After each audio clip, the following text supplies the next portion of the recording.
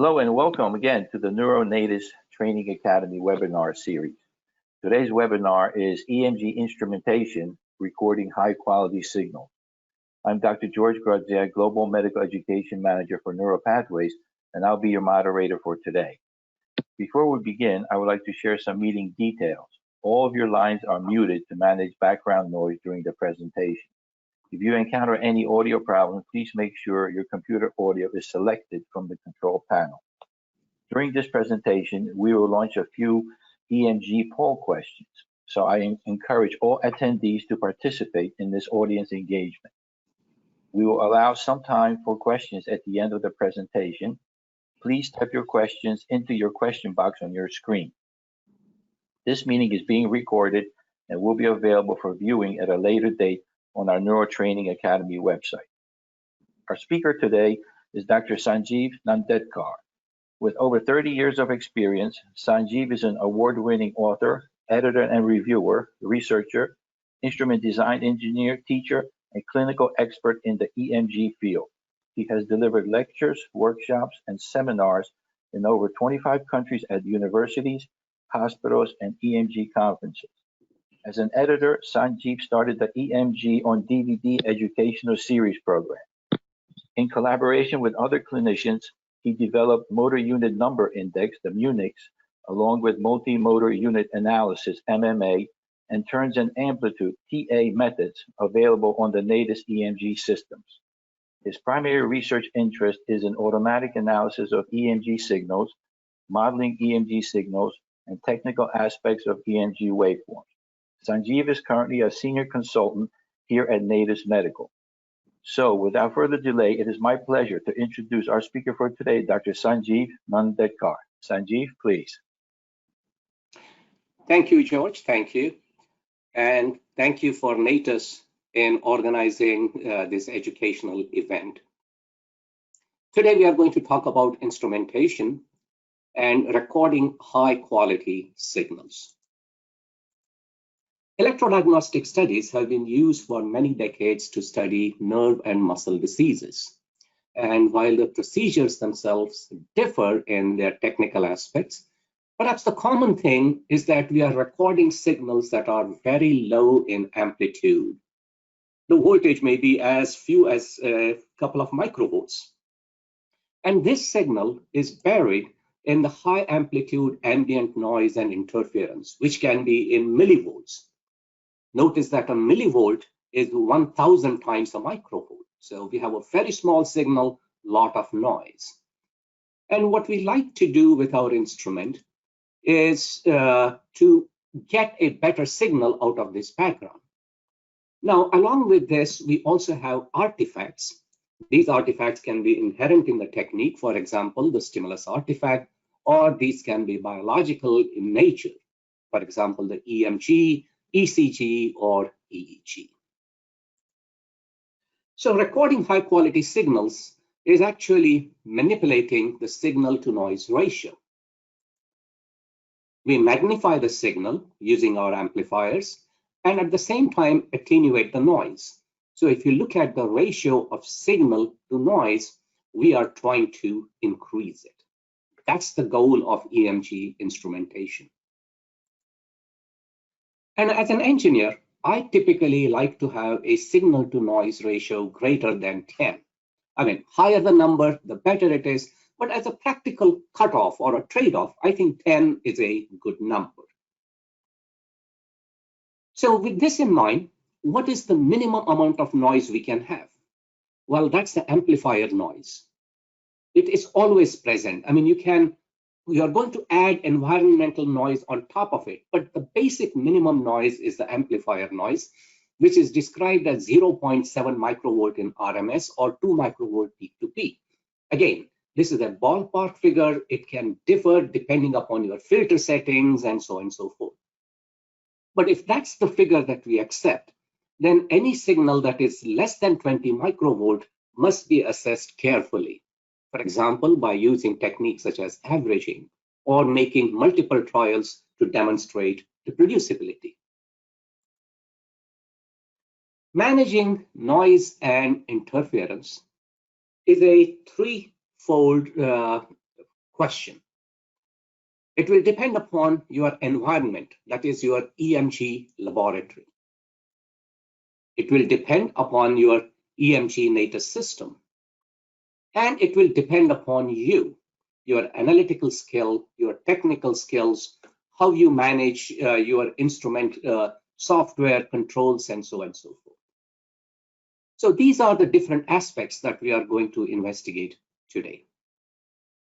So let's take, in this seminar, we are going to focus mainly on the sensory nerve conduction studies, because that's where we have the lowest amplitude signals. Motor nerves, they have much larger amplitude signals. But the principles that I'm going to describe are valid for all kinds of conduction studies. So most of my examples will be based upon sensory nerve conduction. And these illustrations and videos are made using the Nicolay Synergy Viking system or the Dantec keypoint system. The features that I will demonstrate are available on both systems, most of them. So let's go to our question number 1, which is about the instrument poll that we are going to take, George. Yes, well, thank you very much, Sanjeev. Let's see what, before we get deeper into the instrumentation, let's launch this question and see what our audience is familiar with, what type of instrument or technology they're using. So what type of EMG or nerve conduction technology are you currently using in your practice or facility?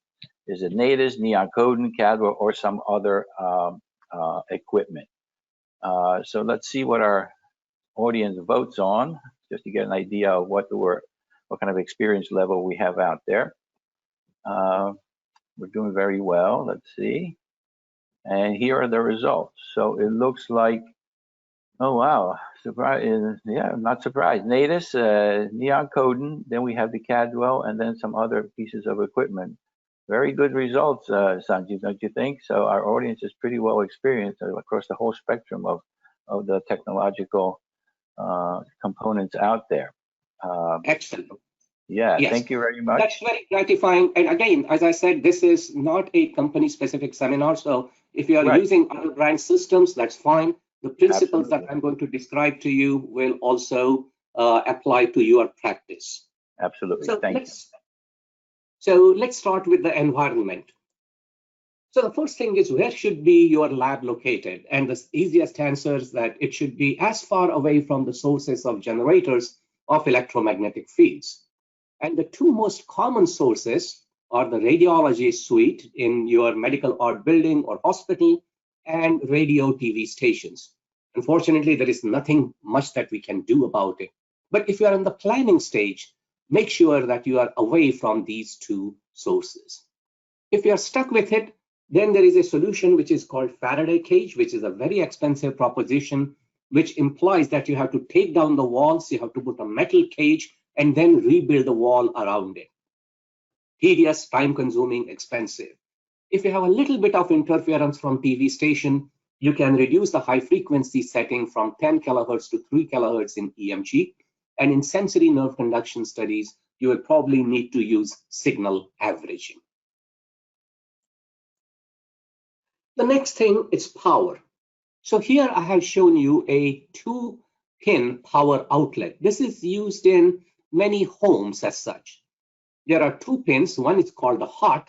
That's where the electricity comes in like this. And then it goes through your system.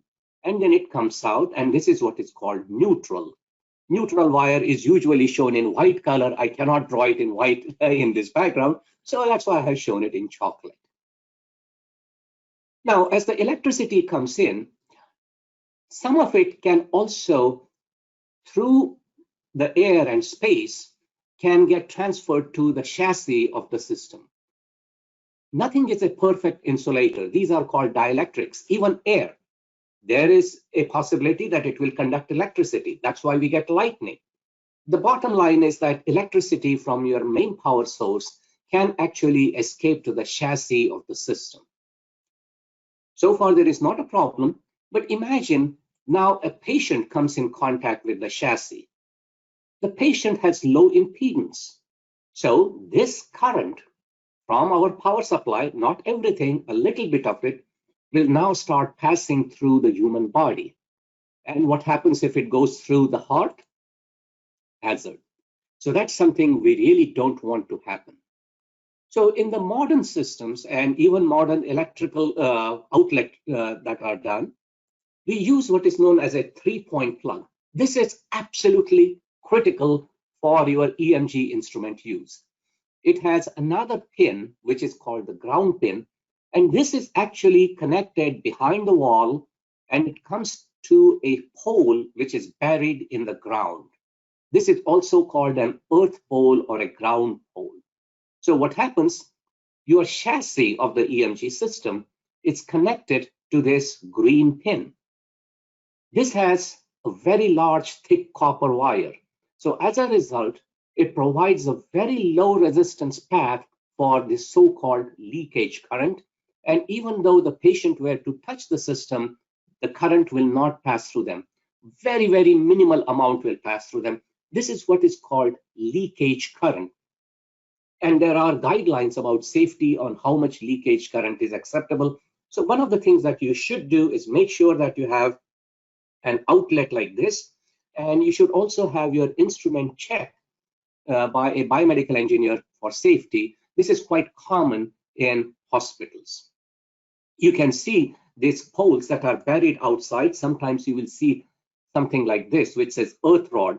This is something that I captured at the Cambridge University next to the Trinity College, very close to where Newton's apple tree is located. So I thought you might find interesting over there. Anyway, now this earth not only protects the patient and operator, but it also sucks away all of this electromagnetic radiation inside the body and therefore can give you better signals. There is what is called a dedicated ground, which means no other wall outlet is connected to that ground pole. You have your own ground pole for your EMG machine. Most often that is not possible, and therefore you tend to get what is known as a poor ground, where you have got multiple devices on the same circuit. Depending upon how many devices and how far is the ground pole, the performance of the ground will vary. But typically you will have problems in sensory nerve conduction study and needle EMG, and this is seen in the form of power line frequency interference at 50 to 60 hertz. So first of all, we need to define where the laboratory is. We need to make sure it is properly grounded. We have an electrical outlet. Now we are inside the lab. Now we need to work with the environment inside that room. Once again, the strategy is reduce the noise and interference. And this can be done by using incandescent lights. If you use fluorescent lights, they will give out electromagnetic radiation, which can be seen in the form of a spike like this, a spike going up or a spike going down on top of this 60 cycle or 50 cycle oscillation. Do not use dimmer switches. If you are using incandescent light, you can change the intensity with the dimmer switch. It causes the same kind of artifact. So just turn those lights off.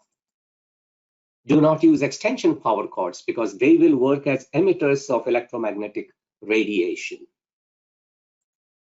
Turn off and unplug unused equipment. Unplugging is extremely important.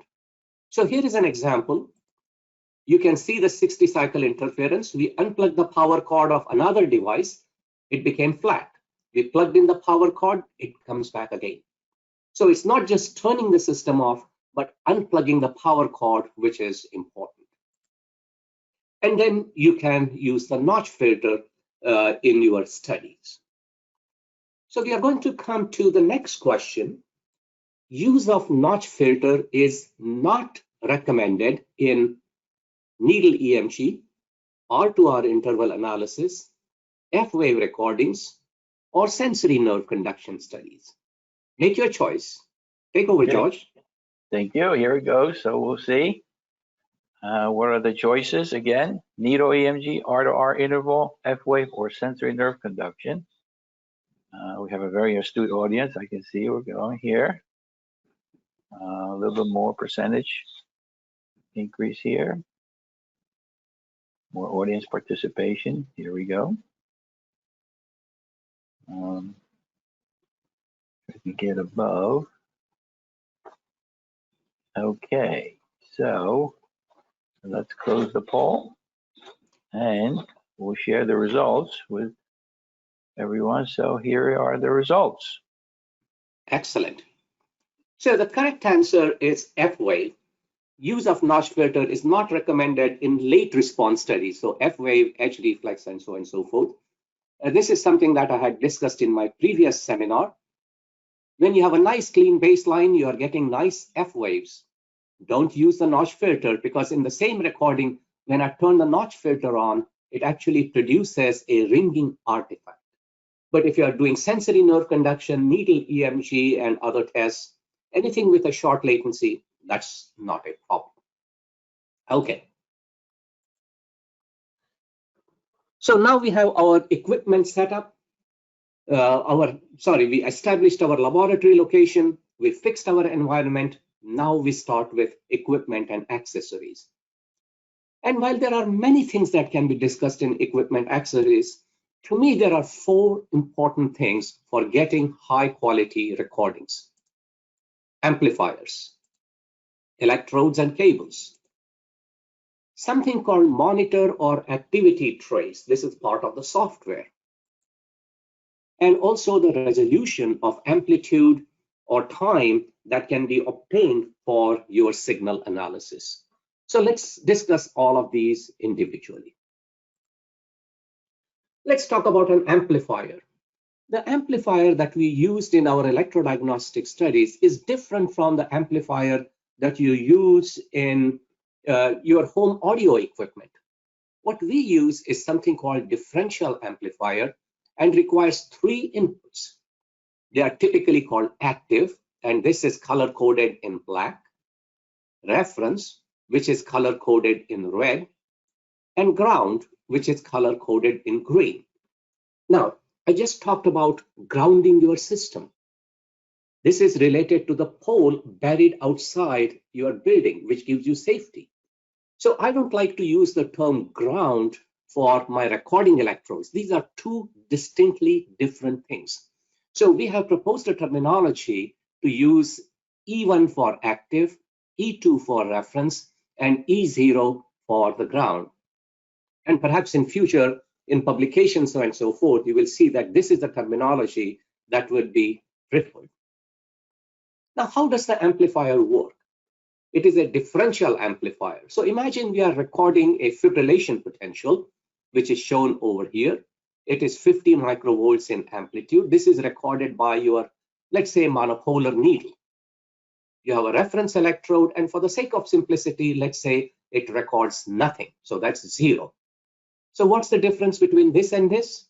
You get a 50 microvolt signal. It is amplified, and when it is amplified, the voltage is 100 millivolts. So input is 50, output is 100 millivolt or 10,000 microvolts, 100,000 microvolts. So the ratio of this is your gain.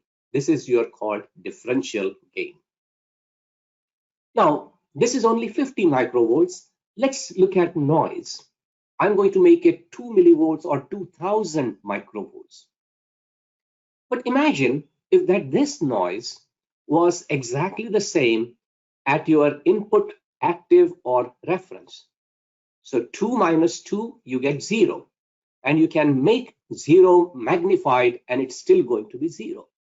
So that's the principle of differential amplification. Anything that is common is not amplified. Anything that is different between your active and reference gets amplified. Now, this is an idealistic amplifier.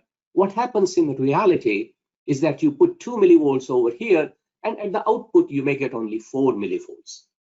So now you can see your common mode gain is 4 millivolts divided by 2, and common mode gain is 2. So how did this help us? Going back to our example, at the input, we had a 50 microvolt potential and 2000 microvolt noise.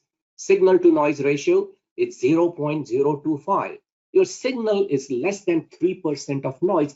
It will not be possible to see it and analyze it. But at the output of the amplifier, your signal is 100 millivolt, noise is 4 millivolt, the ratio is 250. So now your signal is far bigger than noise, you will not have any difficulties. So that's the principle of differential amplification. Keep in mind, the good strategy is to keep your noise as similar at the two input levels as possible. And I'm going to come back to this a little bit later. So the differential amplifier is characterized by something called common mode rejection ratio. So you look at the differential gain divided by the common gain, and then you can make a calculation to express your results. Just keep in mind, common mode rejection ratio should be high. Higher this value, better is the amplifier. Lower the ratio, then you are going to get noisy recordings. Another characteristic is something called impedance of the amplifier. That should be high. So high common mode, high impedance, that's what defines a good amplifier. So in my research, these are the typical specifications of amplifiers. Sometimes my common mode is even higher, about 124 decibel or so. Now into this amplifier, we are going to connect electrodes that are going to record signal, but they are also going to record noise. So how do we manage accessories? Well, one of the things that has been recommended these days by AANEM in view of the COVID transmission and other things is to use disposable electrodes. Some laboratories are already using it, but this is a new recommendation from AANEM, even for nerve conduction studies. Use insulated leads and cables. So here is a picture of insulated leads. You can see there is a thick covering on the wires. This is going to reduce the electromagnetic radiation that they will pick up. Keep the recording lead short, because this lead is nothing like is like an antenna. Longer the length of the antenna, more the electromagnetic radiation it's going to pick up. And if you want to make a long lead, use, for example, an insulated shuttle cable. So I often plug in my monopolar cable lead into the shuttle cable to make the entire lead longer. Another thing you can do is braid the recording leads. This is routinely done in Evoked potential studies. You can also use electrodes where the two leads are braided or interlaced into each other, and this will actually reduce the noise. And as an operator, sometimes you will find that touching the patient during the examination, for reasons that are not really clear to me, will also reduce the interference. Sometimes it reduces, sometimes it increases. Don't know, but it's worth trying it. And as I indicated, in certain tests, you can use notch filter to reduce noise. Another thing that I use is the quality indicators. You have placed the electrodes on the patient.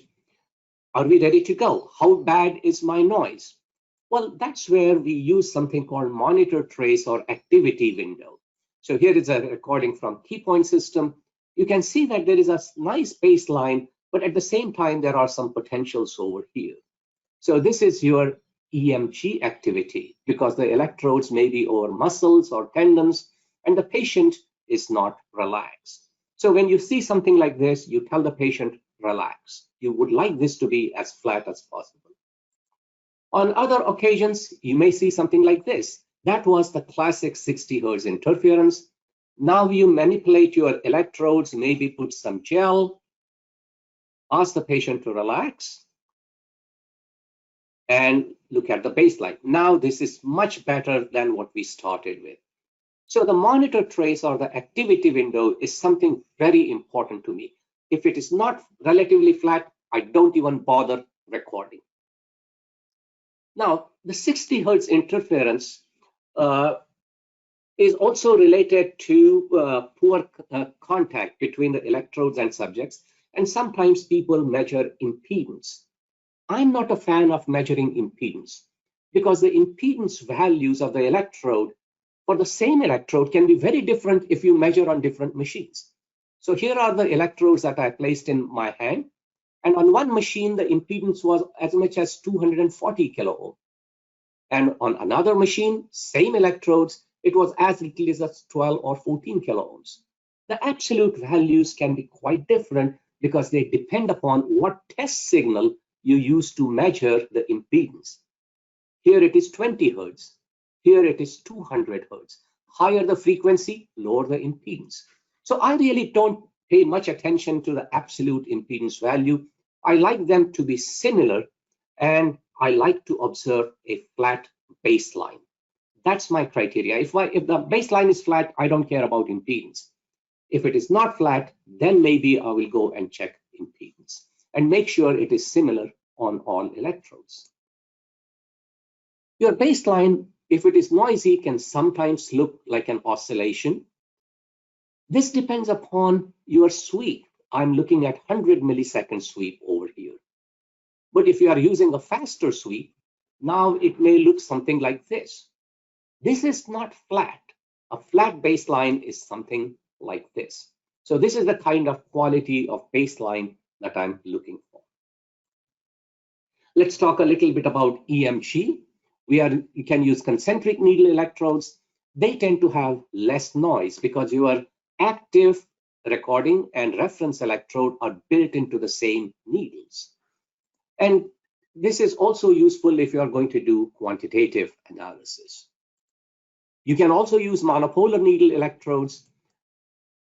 Question is this less painful? That used to be the thinking long time ago, but that's when the electrodes were reusable. I think with disposable electrodes, I don't think there is any significant difference in the pain between these needles.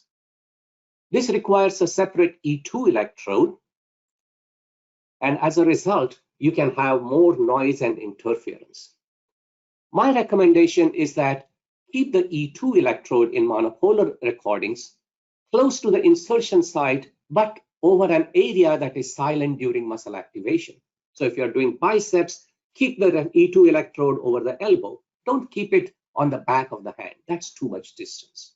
And also use shuttle cables and so forth. Keep in mind, concentric needle is very good needle because there is a lot of quantitative data, but I prefer a disposable monopolar electrode than a bad reusable concentric electrode. Now here is an interference from the deep brain stimulator. What we did was we removed the ground electrode and put it on the muscle itself. And notice how the amplitude decreased significantly. So in extreme situations, you may want to use a large ground electrode and place it on top of the muscle itself. This will definitely reduce your interference in your recordings. It may also affect your potential slightly. I don't know to what degree, but at least it will allow you to conduct the examination.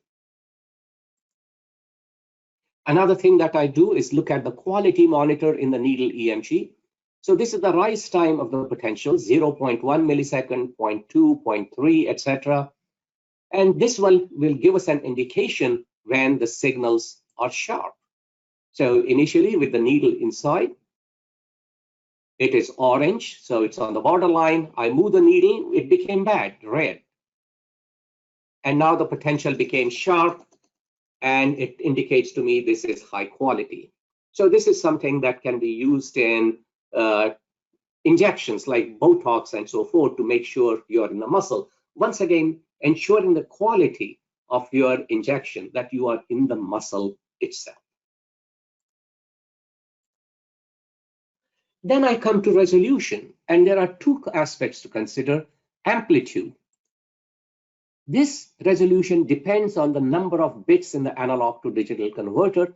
Without going into details, higher the number, greater the resolution. It also depends upon your amplifier range. How much voltage is accepted for amplification by the amplifier? So here, if my amplifier range is 100 millivolts, that means I can analyze signals that are between plus and 50 millivolts. And if I have a 16-bit converter, then my resolution is 1.5 microvolts. This is quite adequate for a motor nerve conduction study. But that may not be sufficient for sensory nerve conduction. So in sensory nerve conduction, your range needs to go much lower. So this is something that is adjusted in the software settings that we do. The time resolution, before we go to that, I think we are ready for the next question over here. So we are talking about ulnar nerve conduction studies, where we measure the conduction velocity in the forearm, we measure the conduction velocity across the elbow. And when we have a pathology of conduction across the elbow, we often record a much lower velocity across the elbow compared to the forearm. And this is often assessed by looking at the difference between the forearm conduction velocity and across the elbow conduction velocity. What is the maximum normal difference for this velocity difference? What is the upper limit? 5 meters per second, 10 meters per second, 15 meters per second, or 25 meters per second? What is the upper limit? Okay, let's see what our audience thinks of this interesting question. Our audience is voting very well on this one.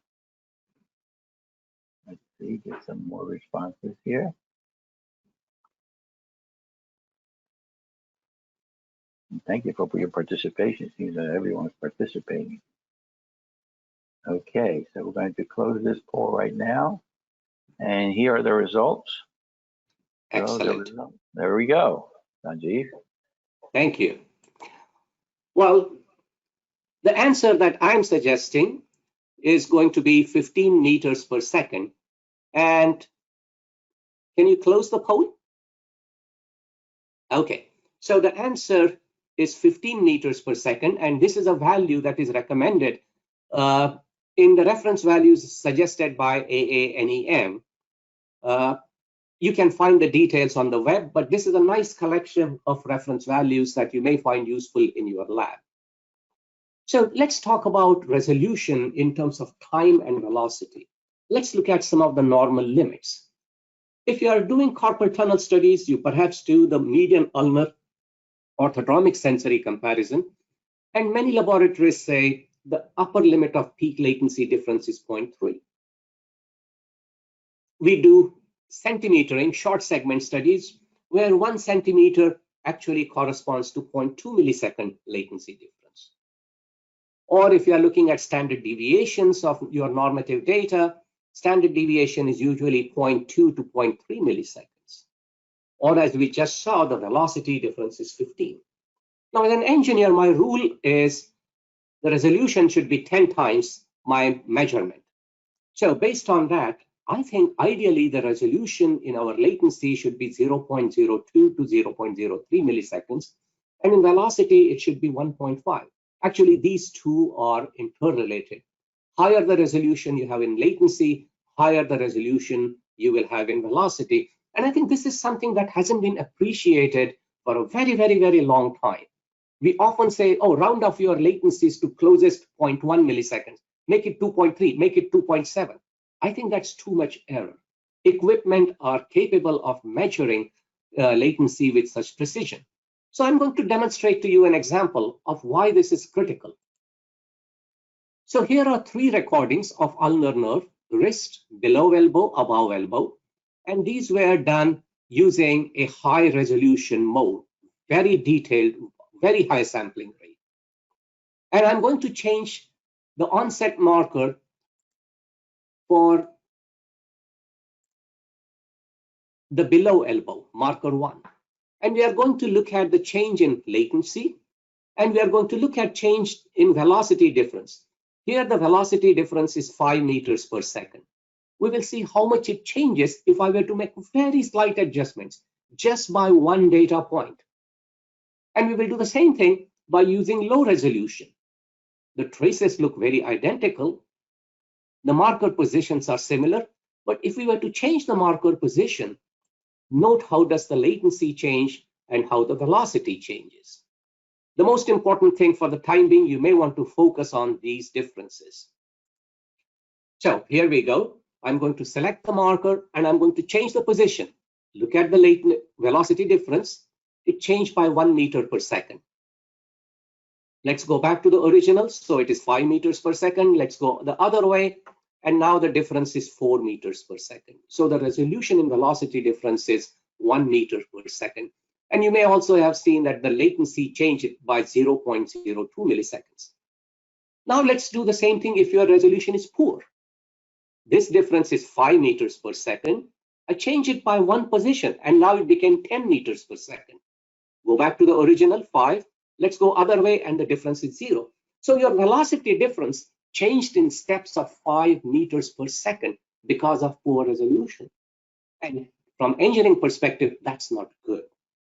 So this is something that is not discussed significantly. I also came to realize this very recently.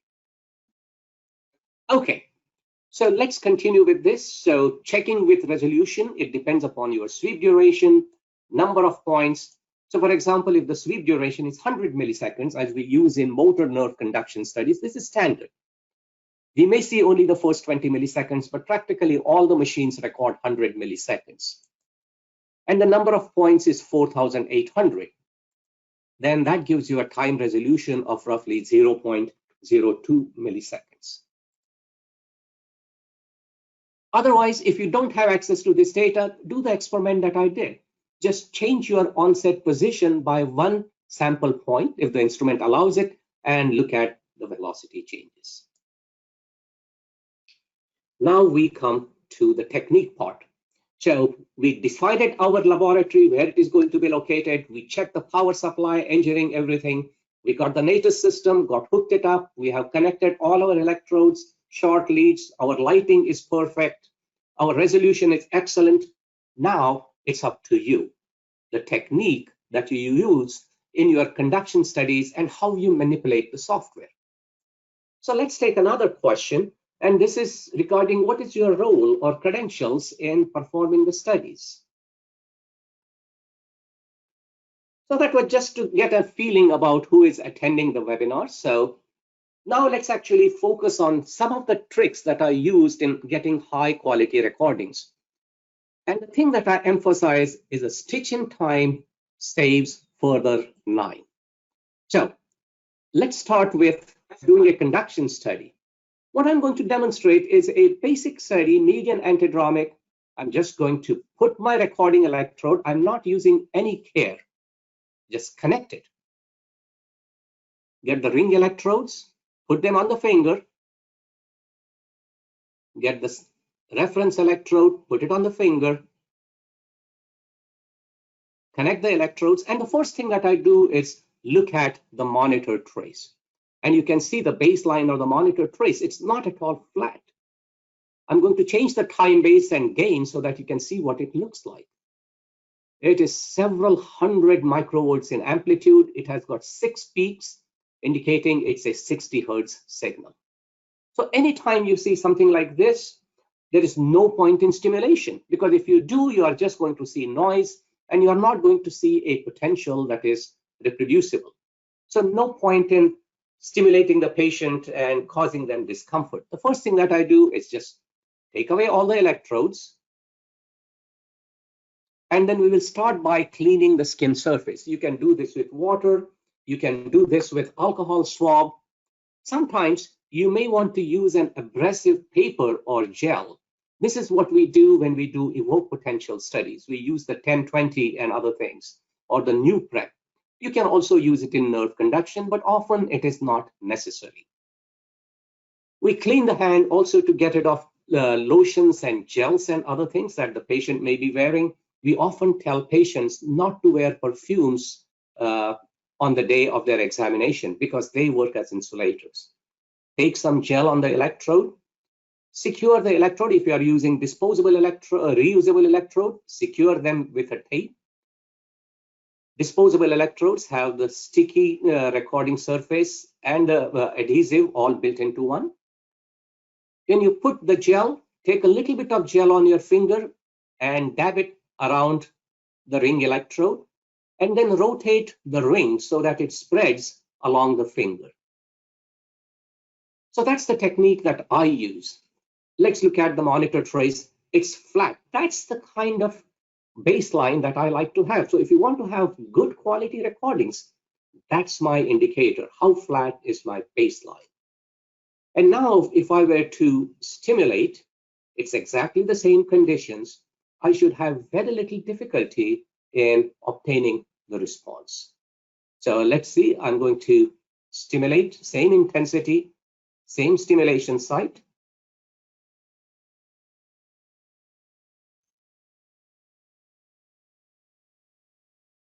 And there we go. Okay.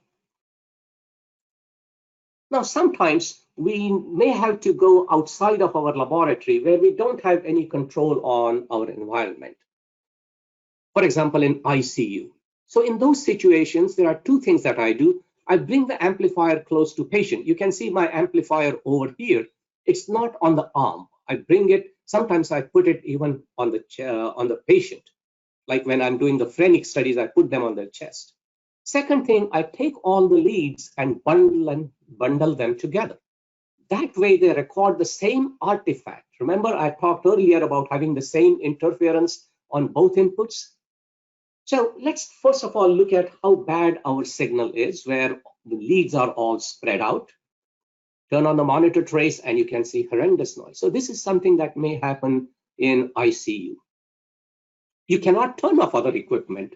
There is very little thing that you can do, but a simple trick is now to take all of your recording electrode leads and you kind of bundle them together and push them under the patient's limb. Look at how my monitor trace changes. Many times I put a knot in my recording leads. Just slide it under the person and now look at the baseline. So this simple trick can significantly improve the quality of recording in a hostile environment. Let's talk a little bit about motor artifact. This will typically occur in sensory nerve conductions, and in ulnar nerve.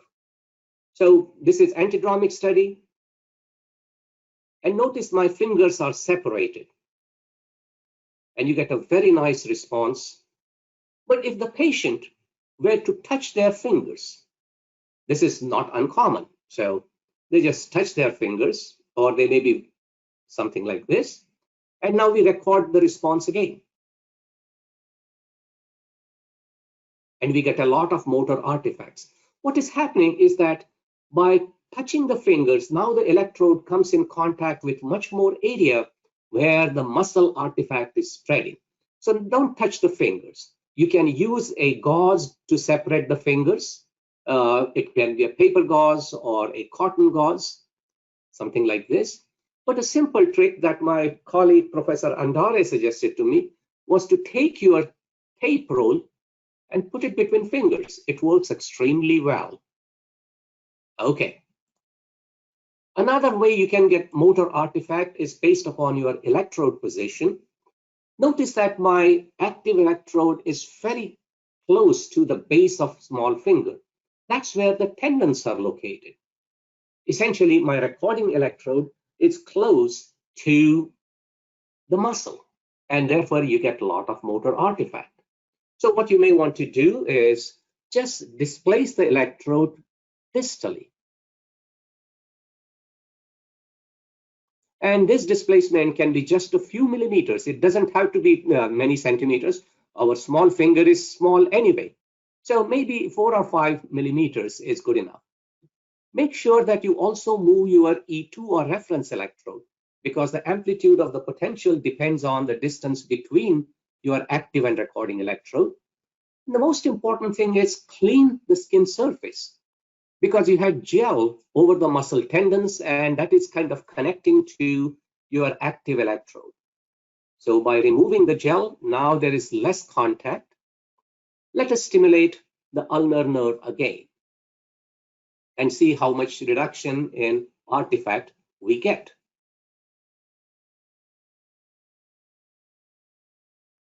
And you see that motor artifact almost disappeared completely. We also get EMG artifact or 60 cycle artifacts that are removed by the averager. And the averager attenuates noise and interference that is not time locked to the stimulus. So averager is not going to get rid of stimulus artifact, but it will get rid of 50 or 60 hertz noise. Keep in mind, averaging is not a substitute for poor technique. Always minimize noise as much as possible, because the improvement in signal to noise ratio is proportional to the square root of the number of responses averaged. So here is on a key point system, you can see 60 hertz interference. I'm increasing the intensity. Now I'm getting a response. So I'm going to turn on the averager over here. Here the artifact is going up, here it is going down, up, down. So the artifact cancels, but the potential is in the same position, and that gives you a very nice response. Sometimes you have to be, you may get movement. Keep in mind, averaging technique is based on what is called Gaussian noise. But the artifacts that we get from movement in our recordings, they are not Gaussian distributed. They are large amplitude spikes that can occur. And a single recording can significantly affect the average. So here I'm doing a radial sensory nerve conduction. The subject is relaxed. I'm getting good signals. Let's say we start averaging over here. Although it's not necessary, the signal is pretty big. And let's average a few responses.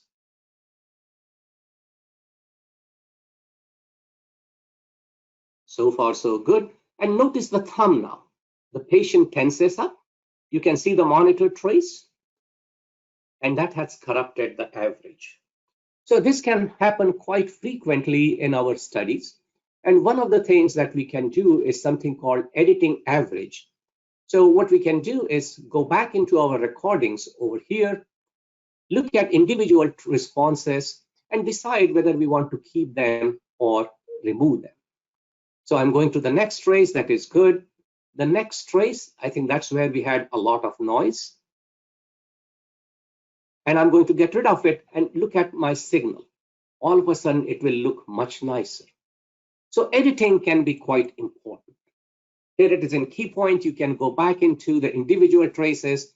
You can see there are two traces with no response that you can remove from your averaging and keep the remaining for analysis. And you can also do multiple averaging if you have got traces that are very small. You need to demonstrate their reproducibility. In evoked potentials, we use what is known as artifact reject to get rid of these large amplitude spikes. So you can define a level, and in this case, it's a peak-to-peak amplitude of the signal, and then you can choose a level. So in this case, if it is more than 20 microvolts, I don't want to accept the signal for averaging. And you can set different limits for different channels. Now there is stimulus artifact. You can also put an exclusion that do not look at the first 1 millisecond during this process. So this is an important part of evoked potentials. And ideally, we like to have the number of rejects to be about 5%. If you are getting 30, 40%, that means you have got too much noise in your recordings. And if you cannot control that, this is the setting that you will need to change.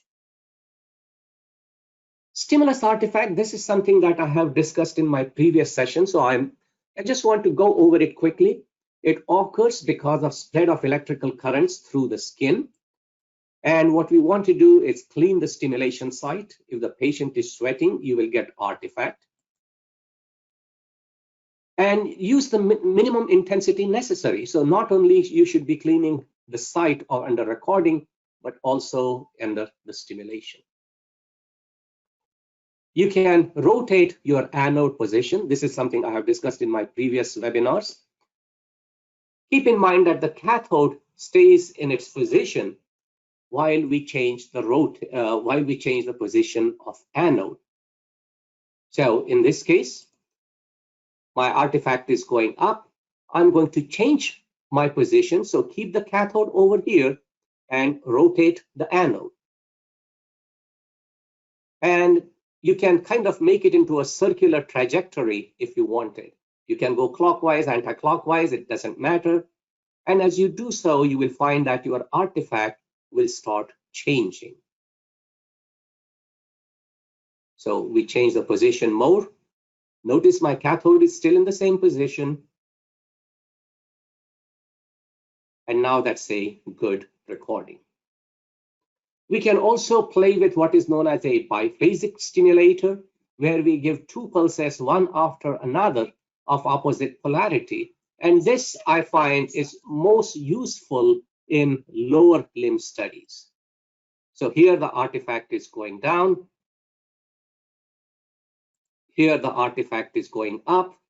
But if I use biphasic stimulation, two pulses one after another, you will not see much artifact. Here is another example. Doesn't have too much artifact, but you can see the signal over here. I'm switching over to biphasic. That's how easy it is in the systems. Stimulate, and notice now you have got a nice flat baseline before that. Another things that you should do is keep the ground electrode between stimulation and recording site. So I'm going to be stimulating over here, which is between the ground and recording electrodes, and you get a lot of artifact.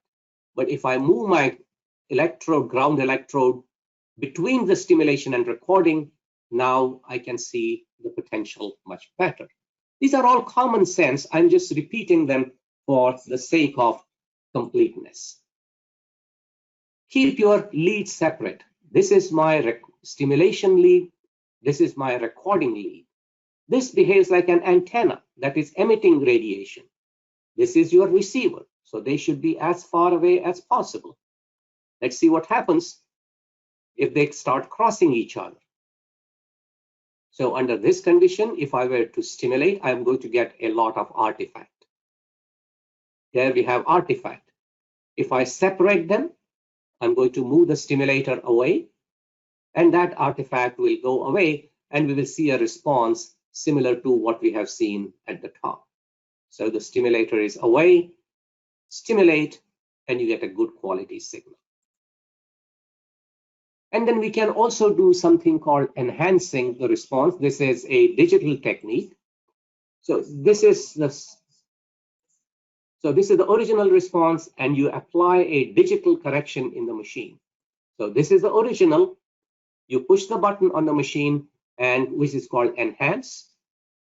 It identifies the artifact, it subtracts it, and now you get much better response.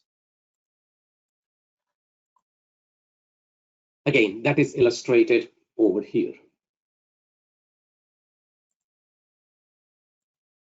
I think stimulus artifact is something that we should be very careful about. You can see the bottom trace shows an ideal response over here, and its amplitude is 25.3. But in presence of artifacts, depending upon the polarity, the amplitude is significantly different. It can differ by a factor more than 50%. And 50% side-to-side difference is used in our studies. So something like this artifact can make something normal or completely abnormal. I always emphasize the most important thing in sensory nerve conduction studies is the stimulus artifact. Make sure you have got a good baseline. The onset latency may also be affected, but the peak latency usually remains unaffected. The enhance function can also be used in F waves so that you can make better measurements. So this is the return of the compound muscle action potential, and this is after enhancement. So in summary, these are the methods that can be used to improve the signal to noise ratio. Reduce electrode impedance by using good techniques. I don't actually measure the impedance. I look at the baseline. Equalize the noise by putting the cables together. Have a good earth connection, unplug unused equipment, and lighting. This is related to your technique where you place the electrodes and make sure the patient is not touching fingers in ulnar nerve conduction study. This is to reduce the stimulus artifact, and we looked at examples of this, and this is to reduce the EMG artifact. Again, my emphasis is that make sure you have good ground. That is important for safety. Use incandescent lighting, and spend a few minutes preparing the skin surface, applying the electrode properly. A stitch in time will save further time. As I finish, I just wanted to let you know we have a webinar on pediatric EMG that you may find useful. You may want to register. We have been sharing this link with AANEM, where you will get a lot of educational material with free access. And thank you. Thanks to Natus Natus Training Academy for organizing these educational events, and the clinical application specialists and support staff who have been working, spending many hours on organizing these activities. And certainly kudos to the physicians and healthcare providers and patients. Thank you, and we will take some questions. Thank you, Sanjeev. Great presentation on the instrumentation and recording techniques. And I'm glad you pointed out about that website, because there have been some inquiries they could not connect to it. And I think that they were changing some username or password. So it's very important not to change any of the login information. We have a question here.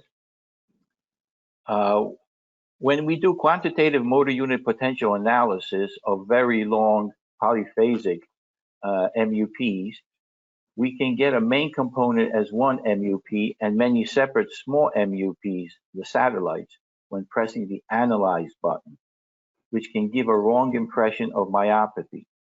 Do you have any tips how we can catch up these very long neurogenic MUPs? Okay, the polyphasic potentials can occur in neurogenic conditions as well as myopathy. They can be best investigated by looking at them using an amplitude triggered delay line, something that we discussed in my previous webinar. But I'm also going to discuss this in the quantitative EMG webinar that we have in a month or so. And in our analysis, we exclude the polyphasic potentials from duration analysis. So when you do that in myopathy, you will find that the remaining potentials, the simple ones, have a short duration. In neurogenic, the simple potentials can also be will be much longer in duration. They also appear quite thick.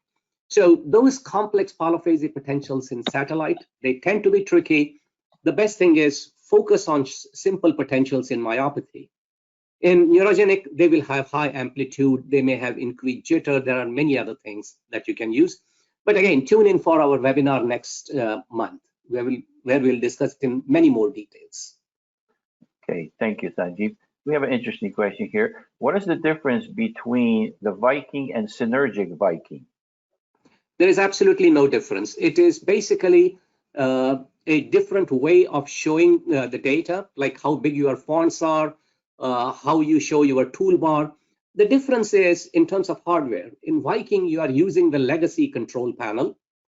In Synergy, you are using the USB control panel or the different control panel. But as far as the data that is collected, marking algorithms, analysis, it's all identical. It's all about user interface. Some people like a lot of knobs. Some people like to work with mouse. That's the difference. Great, thank you very much. Another question.